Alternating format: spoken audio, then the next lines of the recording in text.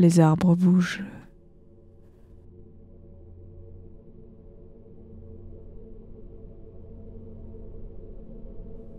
Lorsque j'étais enfant, il y avait ces pins géants inaccessibles qui se trouvaient sur un long talus derrière ma maison.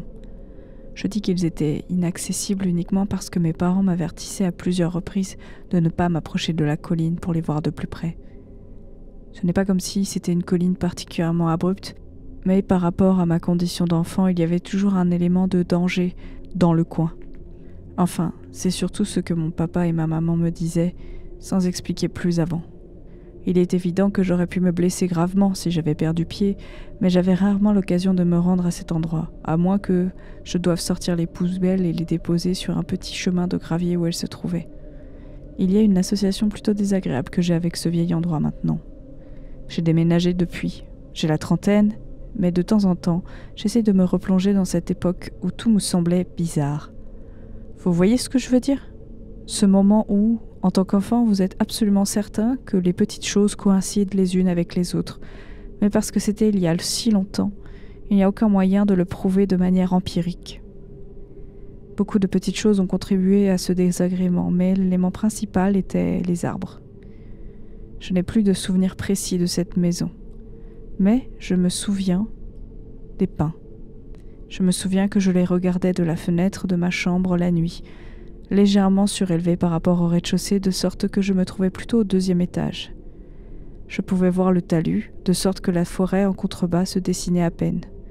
Je voyais les arbres se balancer dans la brise nocturne, les géants noirs contrastant avec le ciel bleu foncé. Je m'arrêtais sur 2 arbres en particulier, légèrement plus courts que leurs frères et sœurs. Peut-être était-ce mon cerveau d'enfant qui réfléchissait trop. Peut-être était-ce l'effet de fixer trop longtemps des ombres aux contours nébuleux. Mais dans mon esprit, je les voyais se balancer dans des directions opposées à celles des autres arbres, souvent de manière asynchrone. Parfois, ils restaient complètement immobiles, même pendant les tempêtes turbulentes. Cela n'avait pas beaucoup de sens pour moi, mais dans une certaine mesure, mon esprit d'enfant rationalisait cela en disant que je ne comprenais tout simplement pas toutes les complexités de la physique du vent et de la nature fonctionnant en tandem. Après tout, si je ne comprenais pas pourquoi ils font ce qu'ils font, cela ne justifiait-il pas mes illusions ? Et dans ma tête, pour une raison insensée, j'avais l'impression qu'ils me regardaient dormir en dansant. De la même manière qu'un enfant jette un coup d'œil à travers ses yeux à peine ouverts pour tromper ses parents, mais d'une manière manifestement évidente qui pourrait faire comprendre aux parents que l'enfant est réveillé. Presque comme un private joke, je suppose. Ils m'observaient. Ils faisaient semblant de ne pas être vivants, d'être simplement des arbres de la seule manière dont un arbre peut l'être. Mais ils savaient que je les observais, et c'est pourquoi ils ont dansé comme ils l'ont fait lorsque j'étais le seul à être réveillé à 22 heures. Heure à laquelle j'aurais dû être endormi depuis longtemps. Dans ma perception, ils ne pouvaient savoir que j'étais réveillé que s'ils me voyaient ouvrir les œillères, alors que je poussais mon œil aussi près que possible du minuscule petit espace par lequel passait le fil de l'œillère, de sorte qu'il n'y avait aucun moyen perceptible pour eux de savoir que je les surveillais en retour. Mais la perception est en soi une sorte de malédiction. Il suffit d'être conscient d'une chose pour qu'elle fasse partie de notre champ de connaissances, et dans ce sens, il devient conscient de vous en retour. La situation s'est dégradée alors que mes œillères étaient endommagées par mes observations répétées et de plus en plus frénétiquement curieuses. À force de les plier pour regarder par la fenêtre, soit en regardant mon père rentrer du travail, soit lors de l'ancien rituel nocturne, l'une des œillères a fini par se plier suffisamment pour se briser. Ma fenêtre était donc devenue une porte permettant aux arbres inquiétants de pénétrer dans ma chambre et dans mon esprit. Dès lors, de plus en plus de choses étranges ont commencé à se produire à l'intérieur de ma maison et autour de la propriété. J'ai notamment étudié l'herbe menant à la colline où se trouvaient les poubelles. J'ai remarqué des motifs tourbillonnants qui n'existaient pas auparavant, une sorte de mouvement de serpentin qui s'éloignait de la forêt en contrebas. Le changement était si évident qu'il était impossible de ne pas le remarquer. Mais je n'avais aucun moyen de le confirmer puisque je n'avais aucun moyen de comparer la texture précédente. Pas de preuve, pas d'évidence. Les arbres continuaient leur mouvement. Même les jours de printemps où le monde souhaitait rester immobile, les yeux fermés au soleil. Une certaine humidité a commencé à s'installer dans les fondations de ma maison. Une autre petite chose que j'ai négligée en tant qu'enfant parce que mes parents m'ont dit de ne pas m'en préoccuper. Mais les nuits passées à écouter à travers le mur m'ont appris que la stabilité de la maison commençait à poser problème. Le sol avait apparemment été construit sur des matériaux peu stables lorsque nous avions emménagé, et des années plus tard, nous commencions à constater un glissement progressif mais inévitable vers le flanc de la colline. Nous devrions déménager d'ici 1 an ou 2. Une autre nuit, quelque chose d'affreux s'effrayait un chemin dans mon imagination. Notre maison était petite, plutôt un tube avec 3 sections. Le salon, où se trouvait l'entrée, une cuisine avec un peu d'espace pour la table, un couloir avec des escaliers menant au sous-sol, et enfin ma chambre tout au bout. Mon lit était placé de telle sorte que je pouvais regarder jusqu'au salon, souvent avec la porte ouverte pour une raison bizarre que je ne comprendrai jamais. L'éclairage ambiant de l'extérieur était minime dans la région où nous vivions, de sorte que le salon était souvent plongé dans le noir après le portail. Il m'arrivait de fixer cet endroit, me souvenant de ce que ma mère m'avait dit à propos du fait de fixer quelque chose trop longtemps sans réfléchir, les yeux oisifs, tout ça. Souvent, je commençais à voir du mouvement, la silhouette d'un homme qui se dirigeait silencieusement vers moi alors que je restais là, paralysée jusqu'à ce que je ferme les yeux. Bien sûr, il ne se rapprochait jamais, mais je pouvais très bien voir sa silhouette volumineuse franchir le portail pour atteindre ma chambre. Le fait que je sois conscient de sa présence suffisait à lui donner vie. Mais cette nuit-là fut différente. J'ai entendu la maison grincer et se tasser sous la brise du paysage. Quelque chose se frayait un chemin à l'intérieur. Une fois de plus, j'ai observé et attendu que l'homme de l'ombre s'approche. Cette fois-ci, il mit beaucoup de temps à apparaître, et lorsqu'il le fit, le stress de mes récentes réflexions excessives commença à pousser l'apparition jusqu'à ses extrêmes logiques. Cette fois, il était difforme. Déformé comme si le poing d'un dieu l'avait pressé pour lui donner une forme insensée de pâte à modeler.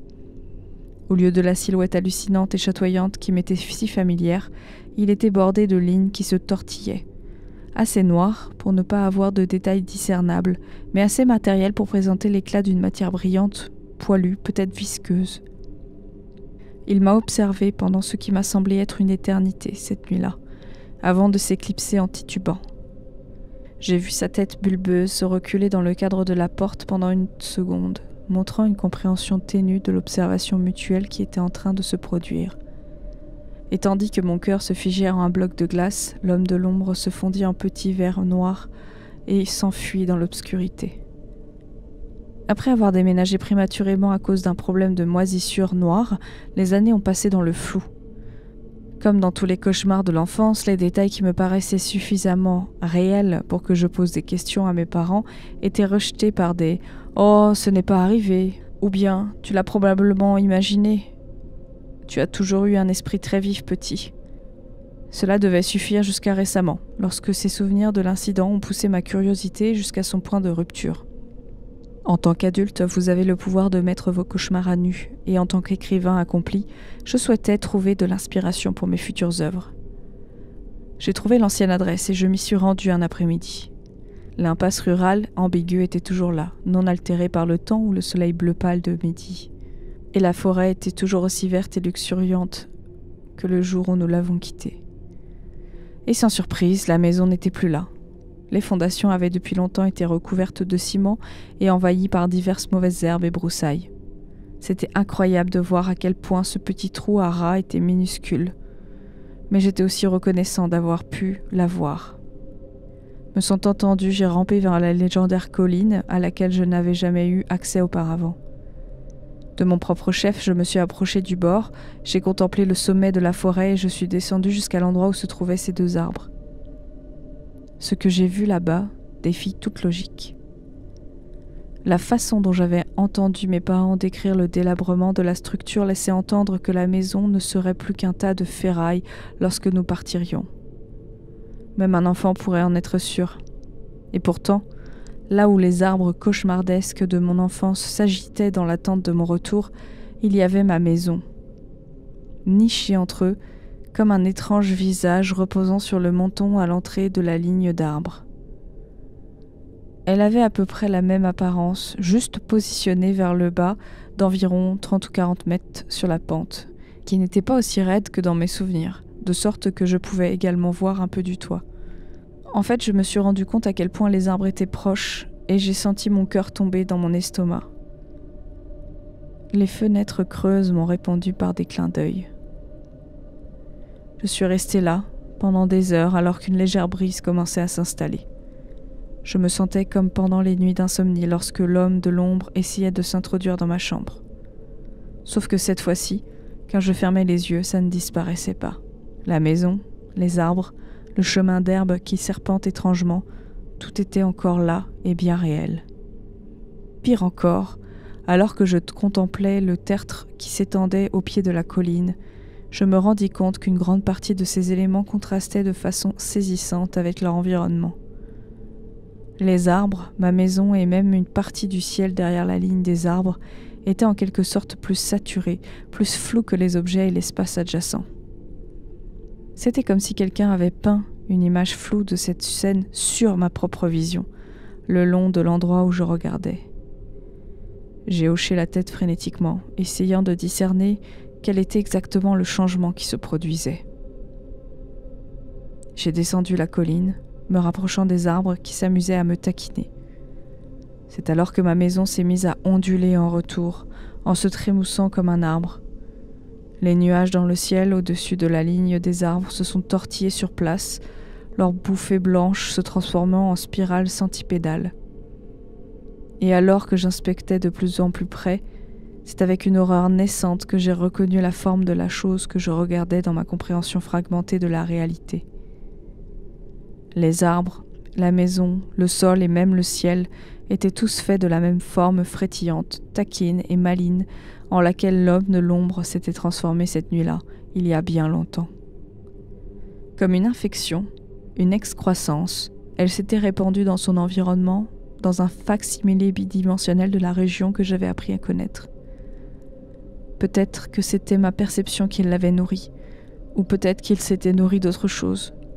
Peut-être nous étions-nous échappés juste à temps. Alors que je m'approchais à moins de 3 mètres, une distance qui me fait froid dans le dos, sachant ce que je sais maintenant, j'ai essayé de jeter un coup d'œil au-delà de la ligne des arbres, désespérant de dissiper mes illusions fiévreuses par une dernière tentative maladroite. Au-delà de l'endroit où l'aberration visuelle se terminait, il y avait un mur de parasites se tortillant qui s'étendait dans la forêt à une distance inconnue. Des petites créatures noires et ignobles qui changeaient de couleur au fur et à mesure qu'elles se rapprochaient de la perspective de points d'observation. Elles imitaient parfaitement chaque point de couleur, chaque détail des feuilles, chaque brique et chaque panneau de la maison, même le bleu mat du ciel et le blanc des nuages à plusieurs mètres de hauteur. Tout cet endroit n'était qu'une imitation parasitaire géante, avec les 2 arbres d'origine comme point central. Et ils savaient que j'étais là, et c'est pourquoi ils sont restés à attendre et à regarder aussi longtemps qu'ils l'ont fait. Ils attendaient que je revienne pour que je puisse continuer à les nourrir d'attention.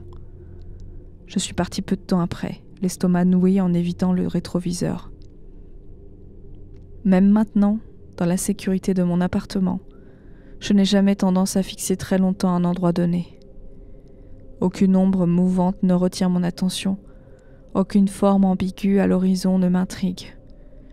Tout ce que je désire, c'est étouffer la sensation de verre qui surgit parfois dans mon cerveau, de peur qu'elle ne se transforme en un extraterrestre qui consume ma vision et mes rêves. Histoire écrite par William C., basée sur plusieurs cauchemars d'enfance. Et vous, avez-vous déjà fixé un endroit de manière un peu prolongée et souhaité ne pas l'avoir fait? Qu'avez-vous pensé de cette histoire? Donnez-moi votre avis en commentaire, likez la vidéo et abonnez-vous pour ne pas rater les prochaines. À bientôt.